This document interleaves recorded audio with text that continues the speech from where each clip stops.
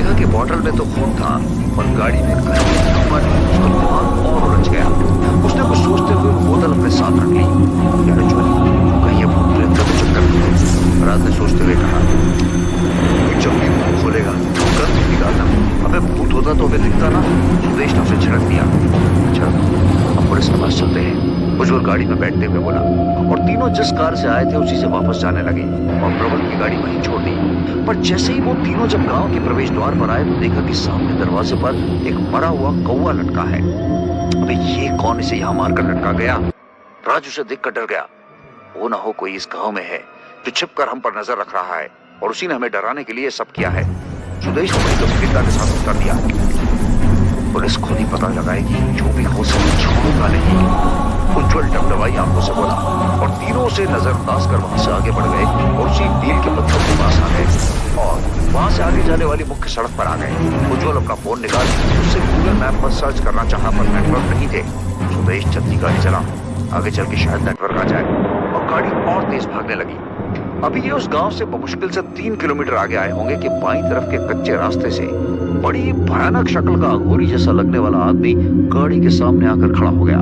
उसकी जटा और दाढ़ी बहुत बड़ी, गंदी और ऊंची हुई थी। ऐसा लगता था मानो सदियों से न नहाया हो। सुदेश ने झटके के साथ गाड़ी में ब्रेक लगा दिए, पर वो अघोरी सामने जैसा का तैसा खड़ा रहा, अपनी बड़ी बड़ी लाल आंखों से अंगारे बरसाते हुए।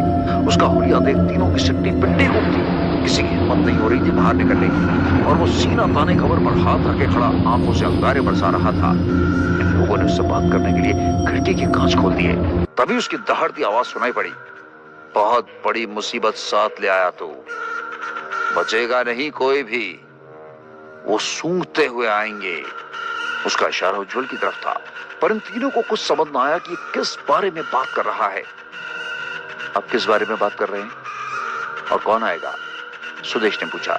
काल की माया है, उसके आगे किसका जोर, करे चाकरी काल की, उस पे किसका बूता, काल को दंड बनाकर खेले वो गोरख अवधूता।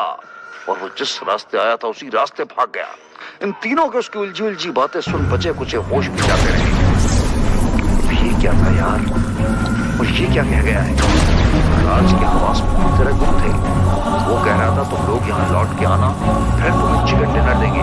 सुदेश गुस्से में बोला, अबे हम कौन सा पबजी खेल रहे हैं? राज बेवकूफी से बोला, अक्ल नहीं है क्या? ये कोई नई आफत थी, तूने सुना नहीं? वो बोल रहा था वो आएंगे, सूंघते हुए आएंगे। मेरे दिमाग में एक बात आ रही है। राज फिर बोला, अब तू बोल दे जो आ रहा है, उसके बाद फिर बोलना मत। सुदेश का गुस्सा बढ़ता जा रहा था। मुझे ऐसा लगता है कि वहां अंकल पर किसी एनिमल ने अटैक किया था, क्योंकि वही है जो सूंघकर हमें ढूंढ सकते हैं। राज बड़ी समझदारी के साथ बोला, जैसे उसने कोई बहुत बड़ी मिस्ट्री सॉल्व कर दी हो। तो वो अपना मुंह बंद रखेगा बे? उज्जवल जो अब तक चुप बैठा था वो बोला, सुदेश यहाँ से 50 किलोमीटर आगे पुलिस थाना बता रहा है मैप में, चल तेज, तू डायरेक्शन बताते जाना। सुदेश ने गाड़ी की स्पीड बढ़ा दी। वैसे उज्जवल, तूने उसके बारे में अब तक कोई राय नहीं दी अपनी? सुदेश ने पूछा। मुझे कुछ समझ नहीं आ रहा। उसका इशारा मेरी तरफ था, पर मैं ऐसी कौन सी मुसीबत साथ लाया हूं जिसका वो बोल रहा था? उज्जवल सर पर हाथ पटक कर बोला, मुझे कोई बहुत बड़ी मुसीबत नजर आ रही है ब्रो। सुदेश दूर नजरें गड़ाए बोला, और उसके बाद तीनों चुप हो गए, क्योंकि अपने अंदर तीनों ही इस बात को महसूस कर रहे थे। सुदेश की बात में सच्चाई नजर आ रही थी, और कुछ सोच उज्जवल ने अपने घर मैसेज कर दिया कि हम सब ठीक हैं और पापा किसी से सौदे की बात करने दूसरे गांव गए हुए हैं। इतना लिखते लिखते उज्जवल की आंखें छलछल आईं। 12:30 पर वो लोग पुलिस थाने के सामने होते हैं। ये वैसा थाना नहीं, राजगढ़ की पुलिस चौकी थी, पर गांव से इतनी दूर चौकी होने की बात समझ नहीं आ रही थी। और ये लोग गाड़ी से उतर अंदर जाते हैं। दरवाजे पर बैठा हवलदार इन्हें बड़ी अजीब नजरों से देखता है। उज्जवल उससे पूछता है, हमें एक FIR करानी है, तुम्हारे सीनियर कहाँ हैं? अंदर जाके दाहिनी तरफ जो केबिन है उसी में दारोगा जी हैं। वो अभी अभी अजीब नजरों से उसे देख रहा था। वो अंदर आते हैं। केबिन में एक 45 वर्ष की उम्र का सब इंस्पेक्टर था। टेबल पर आगे उसकी नेम प्लेट रखी थी, जिस पर लिखा था sub inspector SP Meena. Sir, हम राजगढ़ गांव से आ रहे हैं, हमें एक FIR लिखवानी है, उज्जवल उसे बताता है।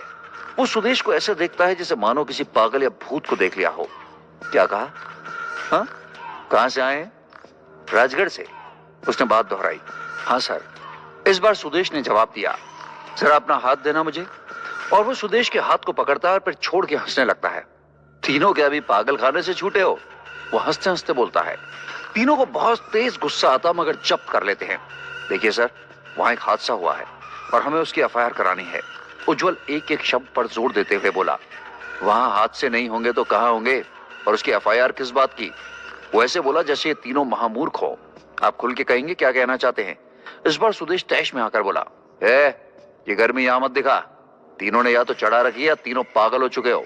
दारोगा भी फुल गर्मी में आ गया था। आप समझ क्यों नहीं रहे? मेरे पापा का मर्डर हुआ है वहां, उनकी किसी ने हत्या कर दी है बुरे तरीके से, और आप यहाँ पहेलियां बुझा रहे हैं। कहते कहते उज्जवल की आंखों में आंसू आ गए। इस बार दारोगा ने चुपचाप उसकी बातें सुनी और बोला, देखो इसमें हम कुछ नहीं कर सकते हैं। तुम्हारे पापा उस गांव में गए ही क्यों थे? पापा उस गांव में गए ही क्यों थे? वो अपनी जमीन का सौदा करने आए थे, और वो 4 दिन तक नहीं लौटे तो हम लोग उन्हें देखने आए और यहाँ की उनकी सिर्फ हड्डियां मिली। उज्जवल रोने लगा। देख, समझ आए तो वहां से जिंदा लौट आया, वरना आज तक वहां से कोई जिंदा नहीं लौटा। उसने समझा। ये आप क्या कह रहे हैं? ऐसा क्या है वहां? राज जो अब एकदम चुप था, हकलाते हुए बोला, भूतवास है वहां। जो भी गया जिंदा नहीं आया। पर 25 साल पहले तो मेरे पापा यहीं रहते थे, फिर अचानक क्या हो गया? उज्जवल हैरान था। पहले तो लोग रहते थे, पर धीरे धीरे गांव खाली हो गया। एक के बाद एक मौतें हो रही थी। दारोगा ने तीनों को बताया। तीनों एक दूसरे को देख रहे थे, उनकी बची कुची अक्ल भी जा चुकी थी। हो सकता है ये सब किसी आदमी की साजिश हो, भूत का सिर्फ वहम ही हो। सुदेश बोला, लगता है अक्ल खास चरने गई है तुम्हारी। तुम्हें क्या लगता है इतने सालों तक कोई आदमी लोगों को मारता रहा उस खाली गांव में बैठ बीन बजाने के लिए? दारोगा ने छिड़का। एक सलाह दे रहा हूं, जो होना था सो हो गया। अब तुम लोग घर जाओ, इसी में भलाई है। जान है तो जहान है। दारोगा ने उज्जवल को समझाया। सर, कुछ भी हो, इंसान हो या कुछ, पर मैं उसे नहीं छोड़ूंगा। उज्जवल एक दृढ़ संकल्प लेते हुए बोला, जो करना है करो, मगर मुझसे कोई उम्मीद मत रखना। दारोगा की उसकी बेवकूफी पर गुस्सा आ गया, और उसके बाद तो उससे बाहर निकल आए और आकर गाड़ी में बैठे। सुदेश ने पूछा। यही कि जो भी है उसे छोड़ूंगा नहीं, पर यार कोई होना भी तो चाहिए।